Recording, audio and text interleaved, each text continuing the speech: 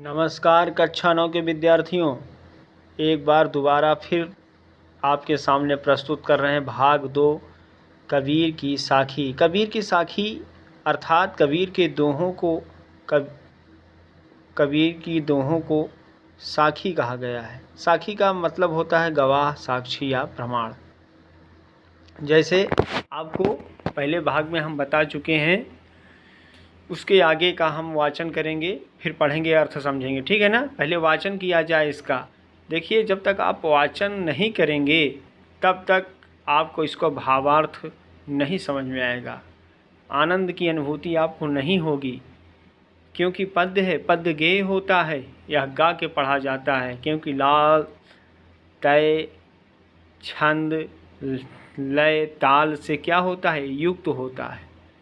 लय, ताल, छंद से यह युक्त होता है, इसीलिए इसे गे कहा जाता है, गा के पढ़ा जाता है। ठीक है, स्टार्ट करते हैं पढ़ना। हाँ, जहाँ ना समझ में आएगा वहाँ आप लोग कमेंट बॉक्स में लिखिएगा मैसेज। चलिए आगे। आखड़िया झाई पड़ी पंथ निहारे निहार, और जी भड़िया छाला पड़ा राम पुकार पुकार। कबीर दास जी कह रहे हैं कि हमारे आँखों में अंधकार छा गया है। क्यों? पंथ निहार निहार, पंथ माने मार्ग, रास्ता, निहार निहार माने होता है देखते देखते। रास्ते को देखते देखते हमारे आँखों में अंधकार छा गया है, और जी भड़िया छाला पड़ा राम पुकार पुकार, और जीभ पर, जिह्वा पर हमारे छाले पड़ गए हैं।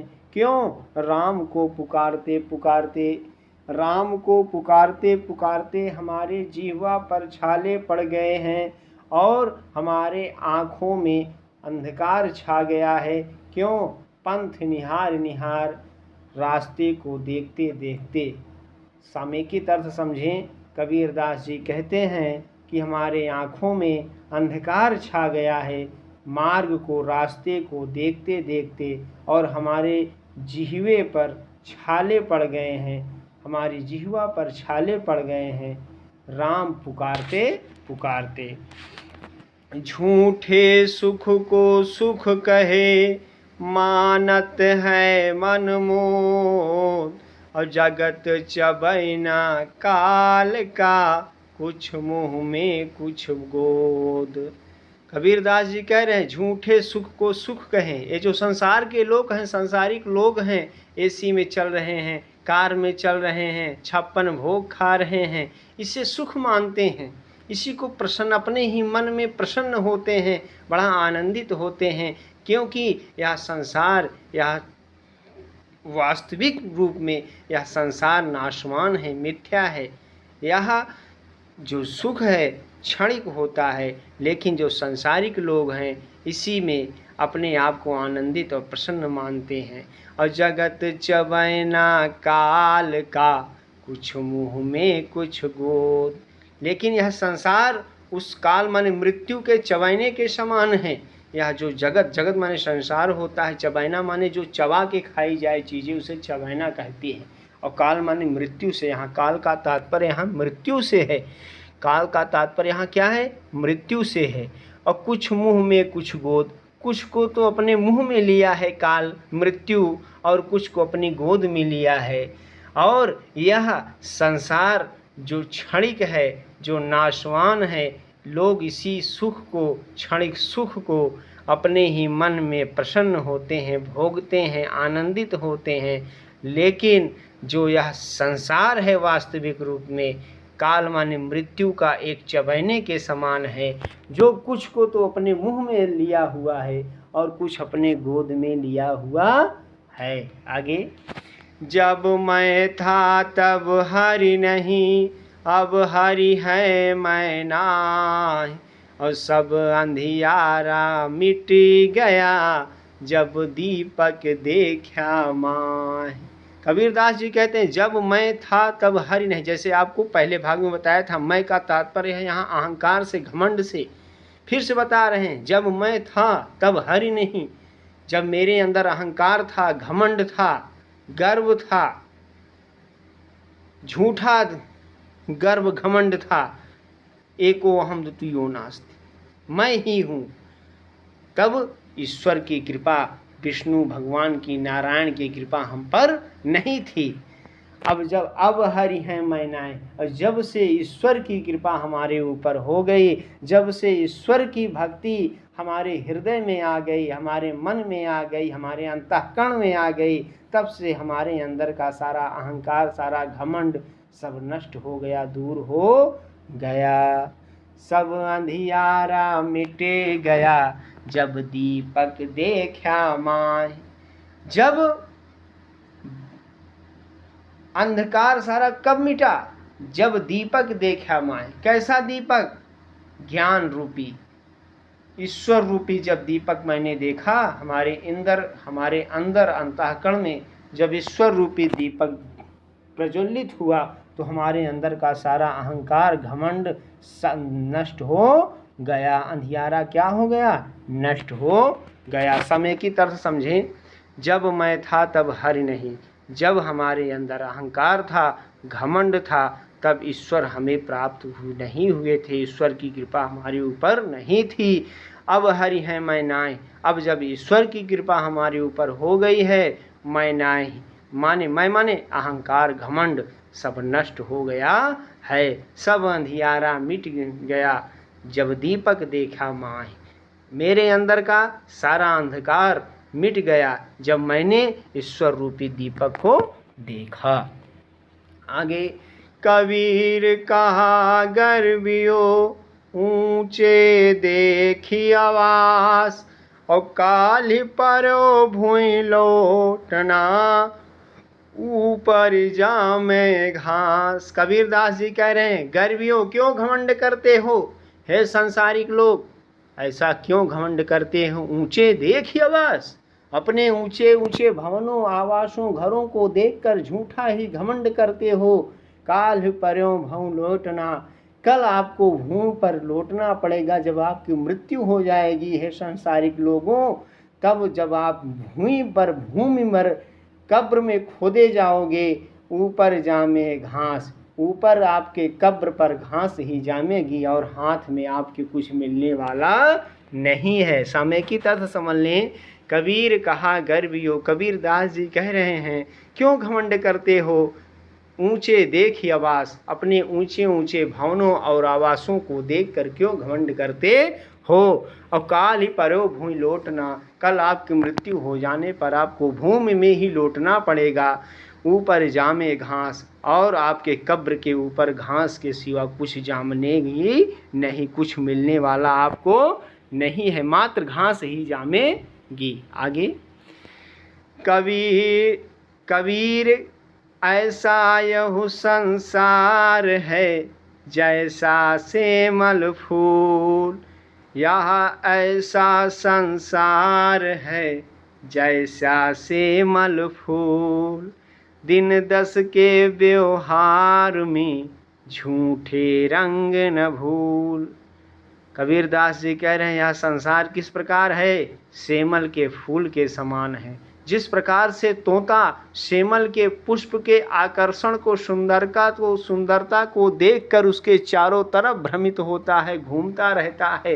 कितना सुंदर फूल है, कितना आकर्षक फूल है। ना तो उसमें सुगंध होती है, ना तो गंध होती है, ना तो दुर्गंध होती है। वह लाल लाल आकर्षण वाला पुष्प होता है। तोता उसी के चारों तरफ भ्रमण करता रहता है, घूमता रहता है कि इसका जब पुष्प इतना सुंदर है तो इसका फल कितना मीठा होगा। लेकिन जब फल लग जाता है, फल पक जाता है, जब तोता उसमें अपनी चोंच मारता है तो उसमें वह फल फूटने पर रुई के सिवा उस तोते के हाथ कुछ नहीं लगता, और तोता चिघाड़ता हुआ वहाँ से भाग जाता है कि अरे राम राम, क्या हुआ, मेरा सारा समय तो इसी में नष्ट हो गया। ठीक उसी प्रकार से कबीरदास जी कहते हैं, यह संसार उसी सेमल के पुष्प के समान है। यह जो संसार है सेमल के पुष्प के समान है। सुंदर आकर्षण तो लगेगा, लेकिन वास्तविकता इसमें कुछ भी नहीं है। दिन दस के व्यवहार में, झूठे रंग न भूल। दिन 10 के जो जीवन है व्यवहार में इस झूठे सांसारिक रंग में हमें भूलना नहीं चाहिए। फिर आगे क्या कहते हैं, यही अवसर चेत्या नहीं पशु ज्यों पाली देह, और राम नाम जाना नहीं अंत पड़ी मुख खेह। कबीरदास जी कहें यही अवसर, क्या अवसर, बड़े भाग मानुष तन पावा। बड़े भाग्य से मनुष्य का तन मिलता है। अगर इस अवसर, इस समय आपने सावधान नहीं हुआ, अपने आप को सावधान नहीं किया, तो उसी पशु के समान आप भी हैं। जैसे पशु अपनी शरीर देह को खाता पीता पालता रहता है, ठीक उसी प्रकार से आपका भी यह मनुष्य जीवन रह जाएगा। और राम नाम जाना नहीं अंत पड़ी मुख खेह, और राम नाम के सार को जाना नहीं, अंत में तुम्हारे मुख पर खेह माने धूल या राख ही पड़ेगी, और कुछ हाथ मिलने वाला नहीं है। समेकित इसका अर्थ समझे बच्चों, यही अवसर चेत्या नहीं, इस समय तुम सावधान नहीं हुए। किस समय, जब आपको बड़े भाग्य से मनुष्य का तन प्राप्त हुआ है। नहीं तो क्या हुआ, पशु ज्यों पाली दें, उसी पशु के समान आपकी भी शरीर रह जाएगी। जैसे पशु अपनी शरीर को पालता रहता है, खाता पीता टहलता रहता है। और राम नाम जाना नहीं, राम नाम की महिमा को, सत्य को जाना नहीं, राम नाम के सार को जाना नहीं, अंत पड़ी मुख खे, अंत समय में, मृत्यु के समय तुम्हारे मुख पर राख या धूल ही पड़ेगी, और कुछ मिलने वाला नहीं है। खे माने क्या होता है, राख या धूल। आगे, यह तन काचा कुंभ है लिया फिरे था साथ, और ढपका लागा फूट गया कछुनाया हाथ। कबीरदास जी कहते हैं यह तन काचा कुंभ है, यह जो मनुष्य का शरीर है उस कच्चे घड़े के समान, कुंभ माने घड़े के समान है।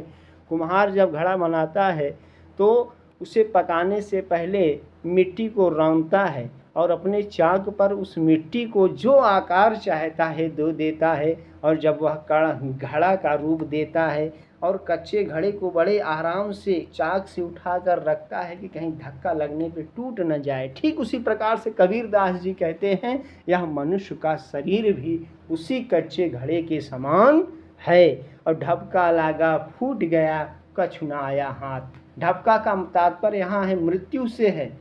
जब एक दिन मृत्यु हो जाएगी, यह शरीर मिट्टी में ही मिल जाएगा, फूट जाएगा, और आपके हाथ में कुछ आने वाला नहीं है। समय की तरह समझें, कबीरदास जी कहते हैं यह जो मनुष्य का शरीर है कच्चे घड़े के समान है, और जिस प्रकार से कुम्हार का कच्चा घड़ा थोड़ा भी धक्का लगता है वह फूट जाता है, ठीक उसी प्रकार से यह जो मनुष्य का शरीर है मृत्यु रूपी अगर इसमें धक्का लगता है तो यह उसी मिट्टी में चूर चूर हो जाता है, मिल जाता है, और अंत में आपके हाथ कुछ आने वाला नहीं है। आगे, कबीर कहा गर्वियो देही देखि सुरंग, अभी छड़िया मिलबो नहीं ज्यों काचुली भुवंग।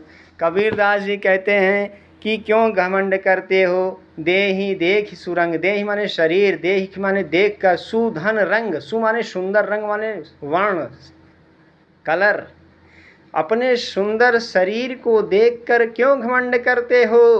बिछड़ियों मिलबो नहीं, बिछड़ जाने पर यह मिलेगा नहीं। किस प्रकार, ज्यों कोचली भुवंग, जिस प्रकार से सर्प, कांचली माने क्या होता है, सर्प, कांचली माने होता है केंचुली, जैसे और भुवंग माने सर्प, भुवंग माने सर्प होता है। सर्प अपनी केंचुली को छोड़ देता है तो क्या वह दोबारा धारण करता है, नहीं। तो हे मनुष्य सावधान हो जाओ। कबीरदास जी कह रहे हैं कि यह अपने सुंदर शरीर को देखकर घमंड नहीं करना चाहिए, नहीं तो यह बिछड़ जाने पे दोबारा नहीं मिलेगा। ठीक उसी प्रकार से जैसे सर्प अपनी केंचुली को छोड़कर चला जाता है, दोबारा धारण नहीं करता है। समेकित अर्थ समझें। कबीरदास जी कहते हैं कि अपने सुंदर शरीर को देखकर घमंड नहीं करना चाहिए। बिछड़ जाने पे यह दोबारा मिलेगा नहीं, अर्थात मृत्यु हो जाने पर यह शरीर नष्ट हो जाता है, दोबारा मिलता नहीं है। ठीक उसी प्रकार से जिस प्रकार से सर्प अपनी केचुली को छोड़कर चला जाता है, दोबारा वह धारण नहीं करता है, ठीक उसी प्रकार से यहाँ मनुष्य का सुंदर जो रंग है, शरीर है, यह दोबारा मृत्यु हो जाने के बाद मिलता नहीं। आगे चलें।